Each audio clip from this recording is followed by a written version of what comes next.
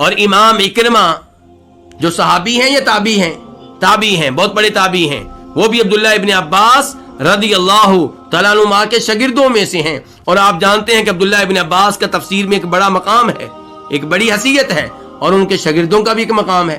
تو یہ اکرمہ کہتے ہیں کہ اگر وہ انشاءاللہ نہ کہتے تو اب بھی ان کو ہدایت نہیں ملنی تھی, اب بھی ان کو رہنمائی نہیں ملنی تھی, لیکن یہاں پہ انہوں نے انشاءاللہ کہا تو یہ لفظ ان کے کام آ گیا. اور یہاں سے پتا چلا کہ جو کام ہم مستقبل میں کرنا چاہتے ہیں اور اس کا اظہار کر رہے ہیں کہ ہم یہ کام کریں گے, وہاں پہ کیا کہنا چاہیے؟ انشاءاللہ کہنا چاہیے. یعنی کہ یہ کہنا چاہیے کہ میں تو پورا زور لگاؤں گا, میرا تو ارادہ ہے, میرا تو عزم ہے, لیکن کام تب ہوگا جب آسمان والا چاہے گا, جب اس کی مشیت ہوگی, جب اس کا ارادہ ہوا. ورنہ میں جتنی بھی کوشش کر لوں, اس کا ارادہ نہ ہوا تو کام نہیں ہو سکے گا. تو وَإِنَّا إِن شَاءَ اللَّهُ لَمُهْتَدُونَ, اور ہم اگر اللہ نے چاہا تو ہدایت پانے والے ہیں. یہاں پہ میں اس امر کی وضاحت کر دوں کہ پاک و ہند میں بہت سے لوگ گفتگو کرتے ہوئے کہتے ہیں کہ وہی ہوگا جو اللہ چاہے گا اور اللہ کے نبی چاہیں گے. تو مشیت میں اللہ کے ساتھ کس کو شریک کر دیتے ہیں؟ اللہ کے نبی کو صلی اللہ علیہ وسلم. جبکہ نبی علیہ الصلوۃ والسلام تشریف فرما تھے, اور جو حدیث بیان کرنے لگا ہوں اسے امام نسائی نے بھی روایت کیا اور امام احمد نے بھی. تو ایک آدمی نے کسی بات پہ آپ سے کہا کہ وہ ہوگا جو اللہ چاہے گا اور جو آپ چاہیں گے.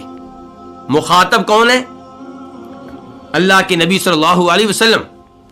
تو نبی علیہ الصلوۃ والسلام نے اس موقع پر ارشاد فرمایا تھا, اجعلتنی للہ ندا قل ما شاء اللہ وحدہ, تو نے مجھے مشیت میں اللہ کا شریک بنا دیا ہے. یعنی کہ جو اللہ چاہے گا اور جو میں چاہوں گا, میری مشیت اور اللہ کی مشیت کو تو نے برابر کر دیا ہے. قل ما شاء اللہ وحدہ, یہ کہو کہ وہ ہوگا جو تنہا اللہ چاہے گا. البتہ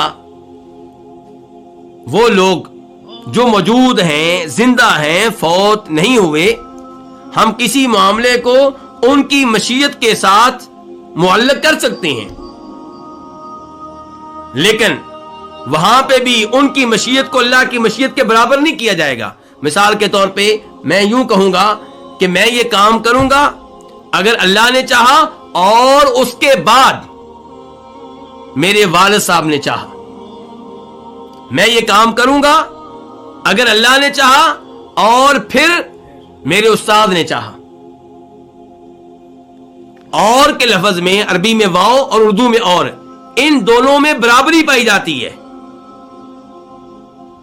جبکہ پھر اور عربی میں ثم, اردو میں پھر, ان میں برابری نہیں پائی جاتی. اس میں یہ ہے کہ اصل مشیت اللہ کی ہے, اللہ کی مشیت کے بعد میرے والد صاحب کی مشیت ہوئی, ان کا ارادہ ہوا تو میں یہ کام کروں گا.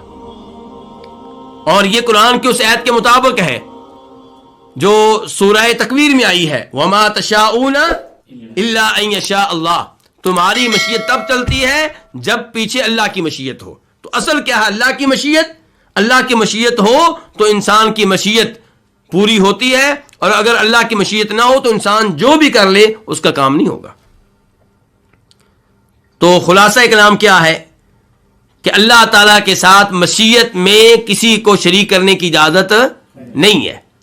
البتہ آپ کسی سے کہہ سکتے ہیں کہ جیسے اللہ چاہے گا اور اس کے بعد جیسے آپ کہیں گے ویسے میں کر لوں گا, لیکن اس کے بعد یہ نہیں کہ جیسے اللہ نے چاہا اور جیسے آپ نے چاہا. اللہ کے ساتھ مشیت میں کسی اور کو شریک نہیں کرنا.